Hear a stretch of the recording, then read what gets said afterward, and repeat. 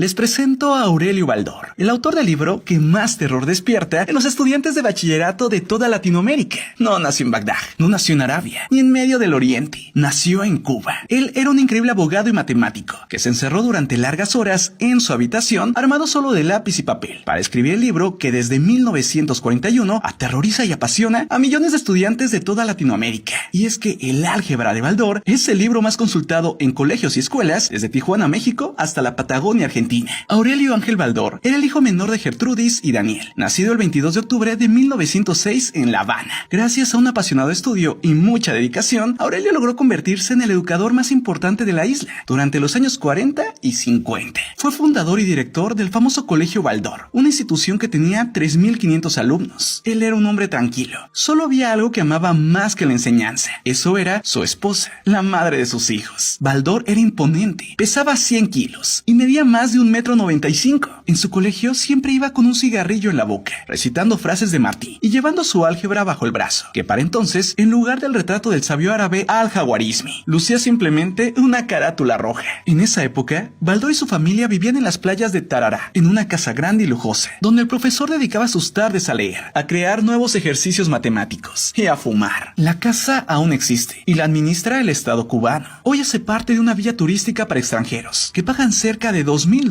para pasar una semana de verano en las mismas calles en las que Baldor se cruzaba con el Che Guevara, quien vivía a pocas casas de la suya. Sí, en el mismo barrio. Baldor era un hombre creyente. Rezaba con su familia el rosario cada tarde y todos los domingos, sin falta, iban a misa de las 6. Eran los días de riqueza y ayuda de Baldor. Los días en que Baldor ocupaba su posición para ayudar a las personas de Cuba, dando becas en el colegio y dinero a los enfermos de cáncer. Todo cambió el 2 de enero de 1959, cuando los revolucionarios tomaron el poder. A partir de ahí, nada fue igual para Baldor. No pasaron muchas semanas antes de que el propio Fidel Castro fuera al colegio de Baldor y le ofreciera la revolución. Y es que Fidel le dijo a Baldor que la revolución estaba con la educación y que le agradecía su valiosa labor de maestro. Pero al poco tiempo los revolucionarios fueron a la casa del profesor con la orden de apresarlo. Pero Baldor no se quedó solo. Camilo Cienfuegos, quien admiraba a Baldor, lo salvó de ir a prisión. Pero apenas un mes después, la familia de Baldor se quedó sin protección, pues Cienfuegos, en un vuelo entre Camagüey y La Habana, desapareció en medio de un mar furioso que se lo tragó para siempre. Después de esa terrible noticia, nos vamos de vacaciones para México, le dijo Baldor a su familia. Lo reunió a todos y, como si fuera una clase de geometría, les explicó con mucha precisión lo que tenían que hacer a partir de ese momento. Era el 19 de julio de 1960 y Baldor estaba más sombrío que de costumbre. Él era un hombre que no dejaba traslucir sus emociones, muy analítico y una fachada estricta, durísima. Pero ese día, algo misterioso en su mirada hacía ver que las cosas no andaban bien y que el viaje no era de vacaciones. Baldor y su familia salieron rápido de la isla, sigilosamente, en un vuelo de Mexicana de Aviación, que los dejó en la capital de México. La respiración de Aurelio estaba agitada, intranquila, como si el aire mexicano le advirtiera que jamás regresaría a su amada Cuba y que moriría lejos de ella, en el exilio. El profesor, además del dolor del destierro, cargaba con otro temor. Era infalible en las matemáticas y jamás se equivocaba en sus cuentas, así que si calculaba bien, el dinero que llevaba le alcanzaría apenas para unos cuantos meses. Él y su familia se habían quedado pobres, ya que con la revolución lo habían perdido todo. Además, sus libros no le podían dar dinero, pues 12 años atrás había vendido los derechos de su álgebra y su aritmética a Publicaciones Culturales, una editorial mexicana,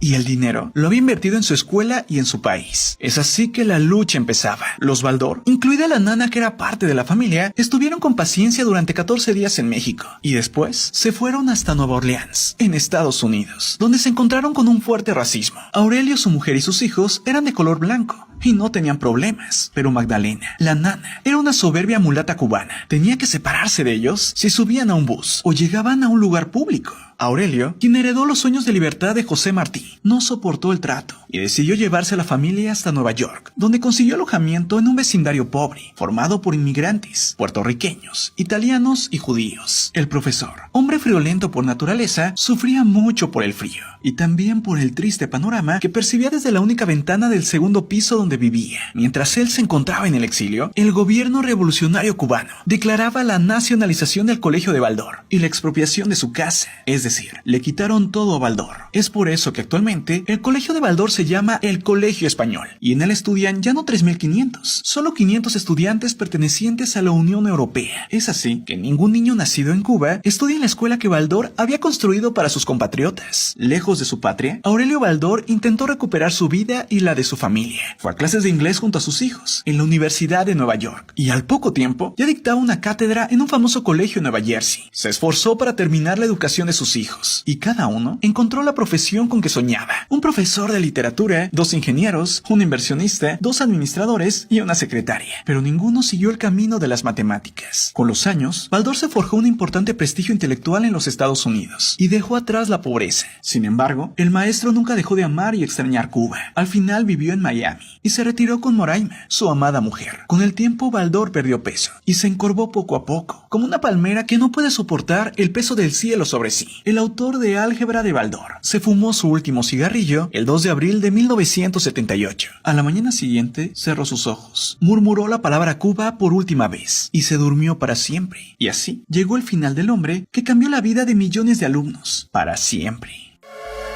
Ahora ya conocen la historia detrás del autor del libro más terrorífico de la historia. Este caso, familia, me hace reflexionar y simplemente me hace decir gracias, Baldor.